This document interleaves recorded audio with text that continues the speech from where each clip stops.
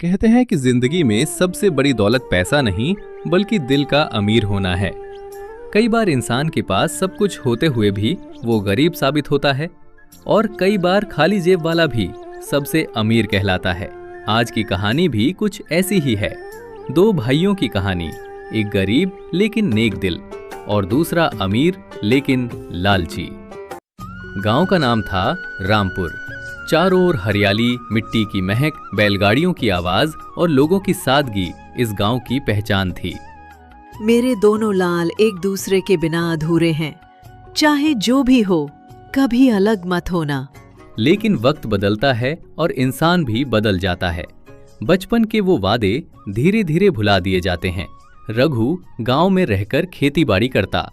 उसका घर कच्ची मिट्टी का था। बारिश में छत टपकती थी, गर्मी में तपिश सहनी पड़ती थी। रघु, आटा खत्म हो गया है, बच्चों को भूख लगी है, अब क्या करेंगे?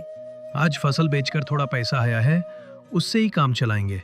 चिंता मत कर, भगवान पर भरोसा रख। बाबा, मेरे दोस्त ने कहा है कि उसे नया बैग मिला है। क्या मुझे भी बैग मिलेगा? बेटा, अभी नहीं, लेकिन एक दिन तुझे सबसे अच्छा बैग दिलाऊंगा। रघु की गरीबी उसकी मजबूरी थी, लेकिन उसका दिल हमेशा अमीर था। उधर मधुकर ने शहर जाकर व्यापार शुरू किया। शुरू में संघर्ष किया, लेकिन फिर चालाकी और किस्मत से वो करोड़पति बन गया। रिश्तों से पेट नहीं भरता, पैसा ही सब कुछ है। जिसके पास पैसा है वही राजा है। मालिक, आपके भाई गांव से मिलने आए हैं। भेज दो, लेकिन जल्दी निपटाऊंगा। मेरे पास इतना टाइम नहीं है। पैसे ने मधुकर की आंखों पर लालच का पर्दा डाल दिया था। उसे अब अपने सगे भाई तक बोझ लगने लगे थे। गांव में बड़ा मेला लगा। रघु और मधुकर की मुलाकात हुई। अरे मधुकर, तू शहर से आया है? कितना बदल गया है तू। हाँ, और तू तो बिल्कुल वही का वही है। वही गरीबी, वही मैले कपड़े। गरीबी तो है भाई, लेकिन दिल अमीर है।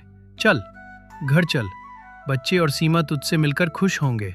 देखूंगा, मेरे पास ज्यादा टाइम नहीं है, बड़े काम है मुझे। रघु के दिल को ठेस लगी, लेकिन उसने सोचा शायद शहर ने उसके भाई को बदल दिया है। दोनों भाइयों की बूढ़ी माँ अचानक बीमार हो गईं। सांस लेने में तकलीफ थी और डॉक्टर ने कहा, इलाज तुरंत शुरू करना होगा, वरना जान का खतरा है। लेकिन रघु, हमारे पास पैसे कहाँ हैं? चिंता मत करो माँ, मैं सब करूंगा। अब सिर्फ मधुकर ही सहारा है। दिल पर पत्थर रखकर रघु शहर गया। उसे उम्मीद थी कि छोटा भाई माँ को बचाने के लिए जरूर मदद करेगा। रघु अपने फटे कपड़ों में मधुकर के बंगले पर पहुंचा।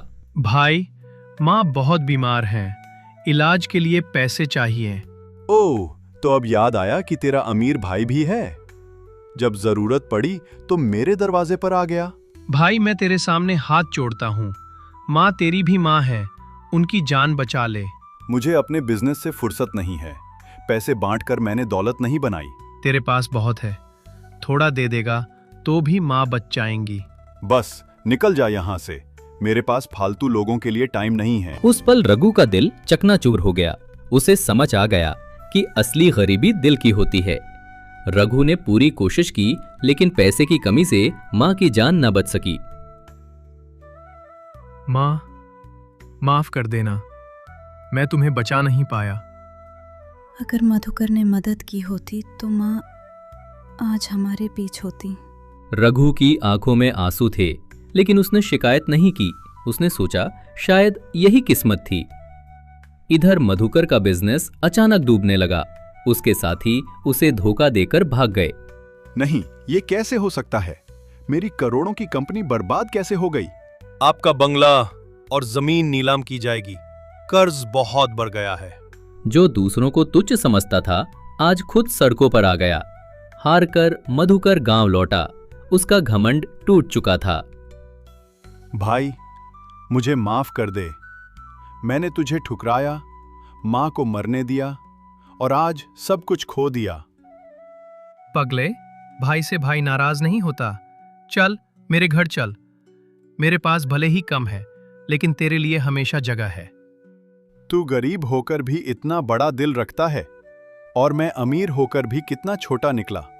दोस्तों, इस कहानी से हमें यही सीख मिलती है कि लालच इंसान को बर्बाद कर देता है।